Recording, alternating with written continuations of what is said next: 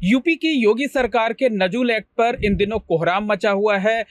आरोप प्रत्यारोप लग रहे हैं। खुद भारतीय जनता पार्टी के तमाम विधायकों ने इस एक्ट का विरोध किया है। बहरहाल, नजूल लैंड क्या होती है, कौन सी ऐसी जमीन होती है जिसे नजूल लैंड कहा जाता है, इस पर मालिकाना हक किसका होता है, किस तरीके से इसका पट्टा किया जाता है, लीज की शर्तें क्या होती हैं और साथ ही साथ किन फ्री होल्ड की प्रक्रिया क्या होती, इस तरीके के तमाम सवाल हैं जिनके जवाब बहुत कम लोगों को पता है। लोग सिर्फ नजूल को लेकर चर्चा करते हैं, लेकिन हकीकत में बहुत कम लोग ऐसे हैं जिन्हें नजूल लैंड के बारे में जानकारी है। तो आज हम आपकी मुलाकात कराते हैं हर्ष नारायण शर्मा जी से।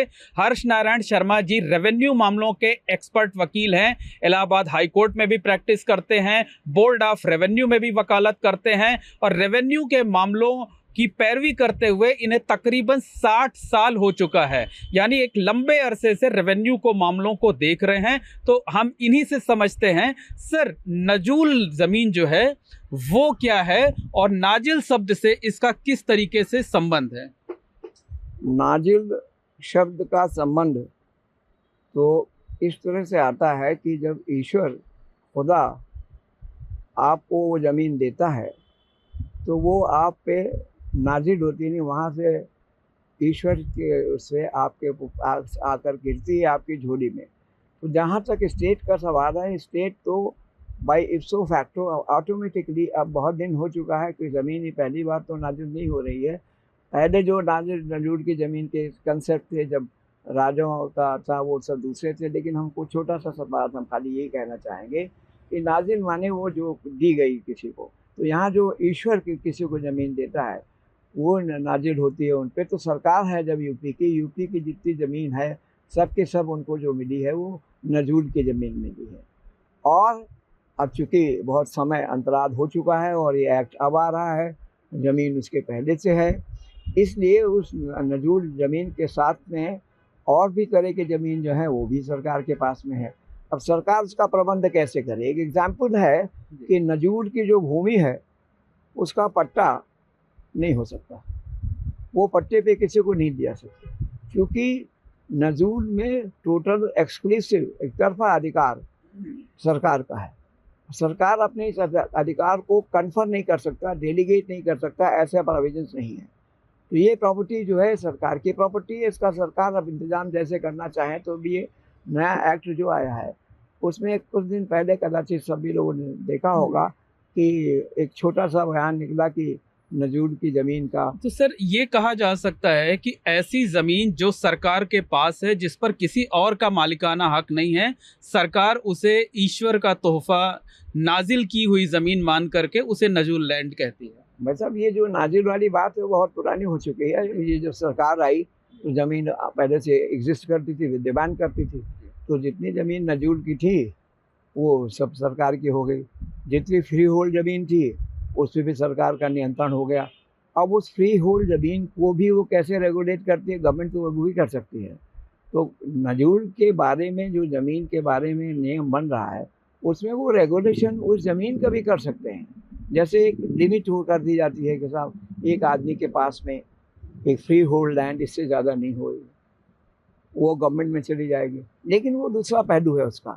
अब इसमें तो पहलू ये है कि नजूल की ज़मीन के विषय में वो उसको रेगुलेट कैसे करेंगे जिससे जनता उस पर कोई उसका दुरुपयोग न कर सके और सरकार उसके निरंतर उपयोग और उपभोग से सरकार वंचित न रहे। और तो सर, स्टेप बाय स्टेप जानना चाहते हैं कि क्या इसकी शुरुआत नजूल लैंड की, इसको पट्टे पर देने की शुरुआत ये अंग्रेजों के समय शुरू हुई थी? क्या इस तरीके की बातें कही जाती हैं? ठीक कही जाती हैं। नजूल लैंड की तो छोड़ दें, पट्टे पे ज़मीन दी गई थी। गवर्नमेंट ग्रांट्स एक्ट उस समय बना था, उसके अंतर्गत ग्रांट होती थी 4 या 5 सेक्शंस का वो छोटा सा एक्ट है। तो उसमें गवर्नमेंट देती थी भिन्न भिन्न लोगों को, है ना, संस्थान को, जैसे भी उस तरह से वो देती तो गवर्नमेंट ही थी। फॉर्म ऑफ गवर्नमेंट डिफरेंट थी भाई। अब ये फॉर्म ऑफ गवर्नमेंट दूसरी है, डेमोक्रेटिक। उस समय जो था वो राजशाही वाला था या अंग्रेजशाही वाला था, लेकिन ग्रांट्स एक्ट के नाम से वो लीज पे ज़मीन दी जाती थी लोगों को उस समय। तो सारा एक्सरसाइज जो है वो गवर्नमेंट हमेशा करती रही है, इसी तरह ये भी कर रहे हैं। अब ये कैसे करेंगे, इसका कैसे रेगुलेट करेंगे, ये बात तो अभी सब अंधकार में है। जब वो सामने आ जाए तो जनता जनार्दन को ये पता लगेगा कि भाई इस ज़मीन में से कैसे क्या कर रहे हैं। हाँ, ऐसा भी हो सकता है कि चूँकि कॉन्स्टिट्यूशन में एक स्टेट वेलफेयर स्टेट होती है, वो जनता के हित के लिए कार्य करती है। तो अगर उनके पास इतनी ज़मीन है और हैव एंड हैव नॉट्स यानी जिनके पास ज़मीन है ही नहीं है, तो ऐसा कोई निर्णय या प्रोविज़न वो कर सकते हैं कि नजूल लैंड को साथ एक क्वालिफाइड स्टेटमेंट के साथ, एक क्वालिफाइड राइट के साथ में इसका डिस्ट्रीब्यूशन गरीब लोगों के बीच में कर दिया जाए जिनके पास ज़मीन नहीं है। तो ये तो उसका रेगुलेशन कैसे हो? खाली लफ्ज़ी माने से आप नहीं कर, लफ्ज़ी माने में तो ठीक है कि गवर्नमेंट की ज़मीन थी वो गवर्नमेंट की है, ये है। अच्छा सर, जो नजूल की ज़मीन होती है, इसका वास्तविक स्वामी कौन होता है? किसका मालिकाना हक होता है? मालिकाना हक नजूल की ज़मीन में हमेशा भगवान का होगा और भगवान के रूप में जो मानव भगवान कार्य कर रहे हैं सरकार, उनका होगा और ये चेंज होता रहता है। ईश्वर तो आता नहीं है, कोई ज़मीन को दे दिया है, अब ईश्वर के जो नुमाइंदे हैं तो वो अपना इस काम को करते रहते हैं। अब कोई उनका पर्सनल राइट नहीं है, लेकिन एक बॉडी हो गई, government is a body, association है, बॉडी है, तो उस बॉडी की उसके तंतु हैं, तो सबको मिला के कहा जाएगा वही स्टेट गवर्नमेंट है। तो स्टेट गवर्नमेंट की परिधि में जितनी ज़मीनें ऐसी हैं नजूल की, वो सब का सब गवर्नमेंट रेगुलेट करेगी। मतलब जो नजूल लैंड होती है वो भगवान की होती है, लेकिन उसका प्रबंध, देख रेख और कैसे क्या कुछ करना है, ये सारा काम सरकार के जरिए होता है। सर वो जो भगवान है वो स्वर्ग के हैं, जी। धरती के भगवान तो ये सरकार है, तो रूप बदल जाता है खाली। जी। अब ये सरकार करेगी, जैसे चाहे काटो सांप जहाँ मन भावे, ये तो सरकार के ऊपर डिपेंड करता है। तो ये मेरी नागरिक कुछ नहीं कर पाता, तो ये लीज देने का अधिकार किसे है सर? सरकार को। जी। सरकार ही लीज वो बांटेगे, पट्टे बांटेगे।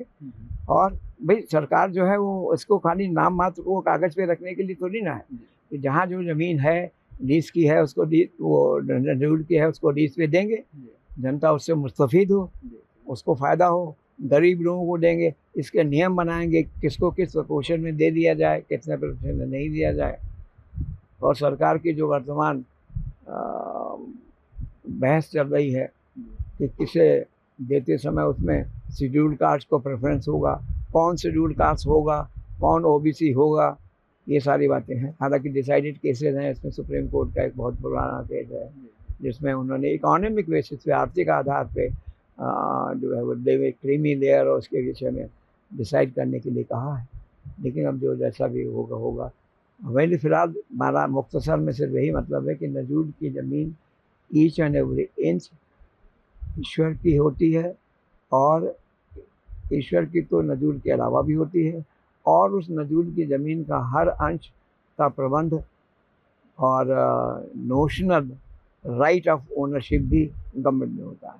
तो जो सरकार हमारी उत्तर प्रदेश की है, उत्तर प्रदेश की परिधि में जितनी भी ऐसी ज़मीनें हैं वो सब उनके मालिक हैं, करता रहता है और नुमाइंदे के रूप में कार्य करेंगे। और इसका तो सर ये प्रबंधन लीज देने का नियम क्या होता है? किन्हें दी जा सकती है नजूल की ज़मीन? ये सर जो देने का लीज का नियम है, बेसिक तौर पे तो लीज उन लोगों को दी जाती है, लीज की ज़मीनें जो लैंडलेस हो, जो भूमिहीन हो, कृषक हो, जिनके पास और ज़मीनें ना हों, ऐसे दी जाती है। भूमिहीन कृषक इन लोगों को दी जाती है। लेकिन जैसे कानून बदलता रहता है तो जेडे एक्ट में कुछ प्रोविज़न आया, फिर 2006 में कुछ प्रोविज़न आया। मोटे तौर पे सिर्फ यही हुआ कि जो भूमिहीन लोग हैं, जिनको ज़रूरत है ज़मीन की रिहाइश के लिए और कुछ बनाने के लिए, तो उनको उस कंडीशन के साथ में वो ज़मीन अलॉट कर सकते हैं और इस तरह से जो अलॉट करेंगे उसको वो लीज है। अच्छा सर, किन किन कार्यों के लिए नजूल की ज़मीन लीज पर दी जा सकती है? ये बात किसी भी तरह से पिन पॉइंट करके नहीं कही जा सकती। ये गवर्नमेंट का टोटल डिस्क्रिप्शन है। सपोज़ कर लीजिए कि गवर्नमेंट कोई इंडस्ट्री खोलने के लिए किसी को बूस्ट करना चाहती है, तो वो इस लीज की ज़मीन को पट्टे पे उनको दी जा सकती है। अब पट्टा पहले तो जो अवधि होती थी मोस्टली 99 ईयर्स की होता था, अब वो पट्टा थोड़ा कम हो गया है, अवधि कम हो गई है। अब अवधि इसलिए कम हो गई है कि अगर आप सैकड़ों साल तक भी नजूल की ज़मीन पे काबिज़ रहें तो आपको अपने में स्वतः कोई अधिकार नहीं मिलेगा उस जमीन पे जब तक गवर्नमेंट उसे रेटिफाई नहीं करे। और कृषि कार्य के लिए आवास बनाने के लिए भी दी जा सकती हाँ है? बिल्कुल दी जा सकती है, इसके प्रोविजंस हैं जैसे एक्ट में कृषि कार्य के लिए, बल्कि कुछ प्रोविजन तो ऐसे हो गए हैं कि अगर आपने बहुत पहले से धीरे धीरे करके रिहायशी मकान उस पर बना लिया है तो उसको गवर्नमेंट दूसरे एक्ट है उसके अंदर सेक्शन है उससे रेगुलराइज कर देती है, तो आपका अपोजिशन इलीगल नहीं माना जाता। अच्छा सर, लीज की शर्तें क्या होती हैं? लीज की शर्तें तो गवर्नमेंट निर्धारित करेगी, मतलब वो समय समय पर समय बदलती समय पे रहती है। हम आपको ले जाएं बहुत पीछे। जी जी। एक बार एक बात हुई नहीं थी, नहीं, वैसे मोटे मोटे तौर पे क्या क्या कंडीशंस एग्जाम्पल आप होती ले हैं? लीजिए, उससे जी। सारा साफ हो जाएगा। जी जी जी। वेस्ट बंगाल में कलकत्ता के आसपास की ज़मीन अलॉट करने का सवाल उठा था, तो वहाँ की गवर्नमेंट ने कहा कि हम तो इतना कंडीशन लगाएंगे इतने पैसे का। एक दूसरी जगह बगल के एक स्टेट के ज़मीन वालों ने कह दिया कि नहीं, हम तो इनको 1 रुपये पे लीज देंगे, तो वहाँ इंडस्ट्री डेवलप हो गई। आप सर ये उत्तराखंड में जब शुरुआत करते हैं वहाँ से लेकर के नीचे जहाँ है 4-5 जगहों पे ऐसी ज़मीन सस्ती लीज पे दी गई है जिससे इंडस्ट्री डेवलप हो जाए और उसके पर्टिकुलर प्रोविजन अलग अलग हैं। ये ऑब्जेक्ट था वहाँ की, उस इलाके ने लीज पे ज़मीन दे करके इंडस्ट्री को इनवाइट करें बाहर से और उनको सब्सिडी दे दें और जो है तो ज़मीन की total regulation activities legally government ही करती है और वही कर सकती है। अच्छा सर, ये फ्री होल्ड क्या होता है? ये शब्द बहुत चर्चा में रहता है। फ्री होल्ड कॉमन शब्दावली में कहा गया है लीज पे जब भगवान वो अधिकार सरकार का चल रहा है, वो अधिकार जब सीज कर देते हैं, कर समाप्त हो जाता है उसके प्रति, तो वो उसकी मुक्त ज़मीन हो जाती है, वो उसका जैसा चाहे उपयोग करे, सेल पे रिस्ट्रिक्शंस नहीं रह जाता है। और दूसरे जो कानून जैसे रिस्ट्रिक्शंस तो अलग बात है, लेकिन उसके इस्तेमाल करने में गवर्नमेंट कोई भी विधान नहीं कर सकती, इसी को कहते हैं वो फ्री होल्ड है। यानी holding means I am holding, वो चीज़ हम ले रहे हैं, पकड़े हैं, आई एम होल्डिंग, जैसे यू आर होल्डिंग दिस, तो आप होल्ड कर रहे हैं, फ्री होल्ड है। तो फ्रीली होकर के आप होल्ड करें, भयाक्रांत न हो, किसी चीज़ की आवश्यकता नहीं होती है। अच्छा, क्या लीज को ट्रांसफर किया जा सकता है? लीज को ट्रांसफर किया जाएगा गवर्नमेंट के परमिशन से, ऐसा नहीं। अच्छा, जो तमाम लोग ऐसे हैं कि जिनको जमीन अलाट हुई उन्होंने दूसरों को दे दी है, तो वो क्या इलीगल है? उसमें बहुत से एक्टिविटीज़ तो इलीगल है, लेकिन वो पर्टिकुलर लीज में उन्होंने जिस तरह से पट्टा दिया है उस पट्टे की शर्तों पे डिपेंड करेगा और उसकी अवधि पे डिपेंड करेगा। लेकिन जो जनरल बात है कि पट्टे पे ऐसे मिली हुई ज़मीन का ट्रांसफ़र नहीं हो सकता।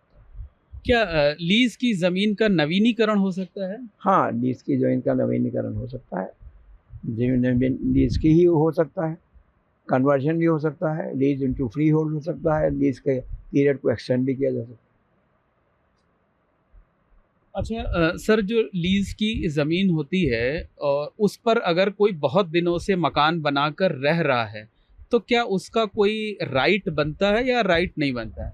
एक कुछ एक्ट्स में दिया गया है कि अगर बहुत दिनों से उस पर मकान बन गया है, उसका वो रह रहे हैं, तो राइट तो ऐसा इनका होता नहीं है, लेकिन उसको वो डिक्लेयर कर देते हैं, रेगुलराइज कर देते हैं, वो उसको करके वो उस रेगुलराइजेशन के तहत उनको राइट सेमी परमानेंट मिल जाता है। अच्छा सर, लीज कई तरीके की होती है, एक सामान्य लीज कही जाती है, परपेचुअल लीज कही जाती है, और भी कई तरह की, ये क्या क्या है? सर लीज की जो परिभाषा है जी, भिन्न भिन्न तरीके के, सामान्य lease, general lease, perpetual lease, ये सारी की सारी ट्रांसफर ऑफ प्रॉपर्टी एक्ट और दूसरे प्रोविजन से रेगुलेट होती रहती हैं और इसका बड़ा विस्तृत डेफिनेशन है, इसको आपके साथ इंटरव्यू में हम डिस्कस नहीं कर पाएंगे। अच्छा, मतलब ये कहा जा सकता है कि लीज कई तरह की वैराइटीज है, least defined, being taught to students, सबको पढ़ाया जाता है, स्कॉलर्स हम लोग सब पढ़ते हैं उसमें। जी जी। सर, ये जानना है कि जैसे अभी उत्तर प्रदेश सरकार एक एक्ट ला रही है, तो इस एक्ट का क्या इम्पैक्ट पड़ेगा? एक्ट से वो लीज लैंड को कैसे रेगुलराइज करेंगे विस्तृत तौर पर, मेरे ख्याल से वो सारे प्राविधान उसमें लाए जाएंगे और ओपन होगा जनता को उसको विरोध करने के लिए कॉन्स्टिट्यूशनली। सजेशंस दे सकते हैं। हालांकि पहले भी सजेशंस गए होंगे, पहले कमेटी को जाता है तो कमेटी अपने अपने सजेशन देती है, इसमें ये चेंज करिए, इसमें ऐड करिए। इसके पहले जब यूपी रेवेन्यू कोड बना था तो मिस्टर भोलानाथ यादव ने कई बार हमारे साथ मीटिंग करी थी यहाँ सर्किट हाउस में, तो हमने उनको सजेशन दिए थे, कुछ मान करके वो एक्चुअली ले आए थे।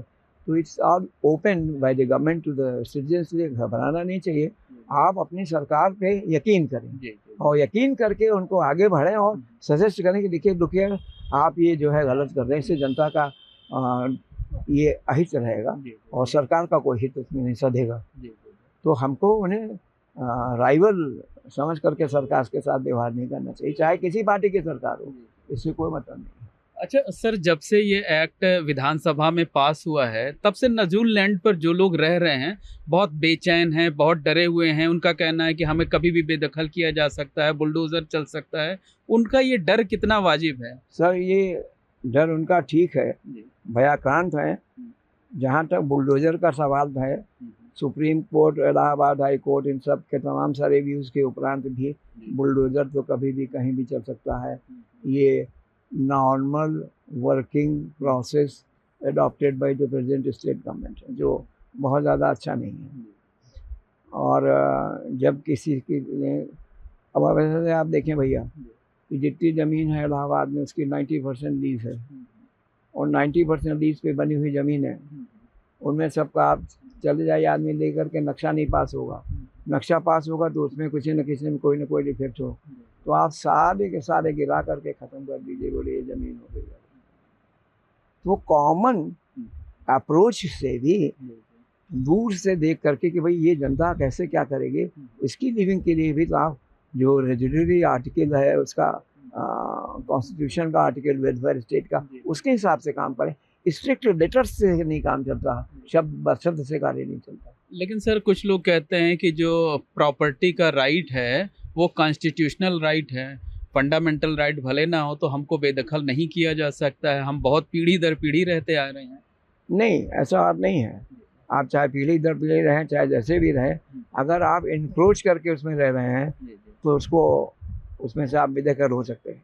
हम आपका ध्यान लगभग 2-2.5 वर्ष पहले उत्तराखंड में एक जजमेंट हुआ था, 137 पेज का एक जजमेंट हुआ था, उसके वो आरक्षित करना चाहते हैं, जिसमें रेलवे लाइन के किनारे किनारे किनारे किनारे 50 वर्ष से लोग काबिल से वहीं पैदा हुए, फिर वहीं उनके बच्चों की शादियां हुई, फिर उनके बच्चे हो गए, कहीं यहाँ मकान मिल गए, कहाँ वहाँ मकान दिया।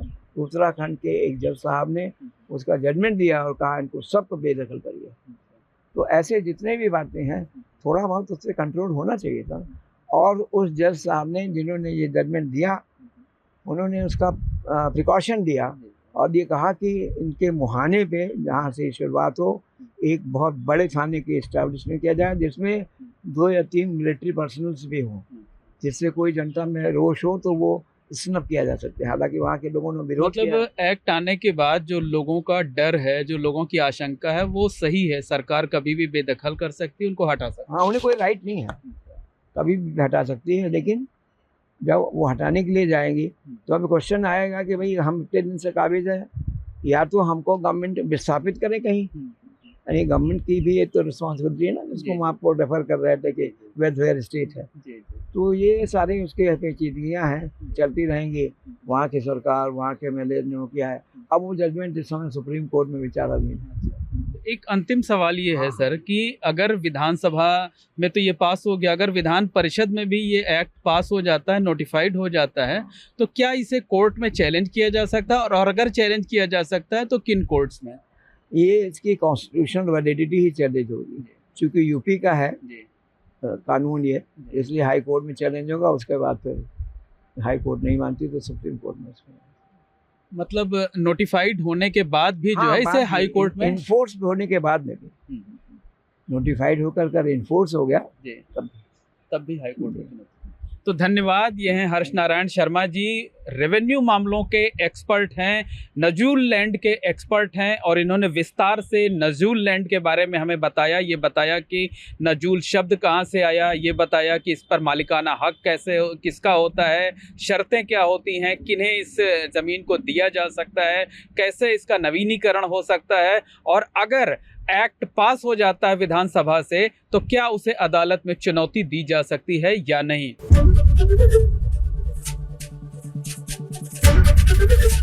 एबीपी गंगा, खबर आपकी, जुबान आपकी।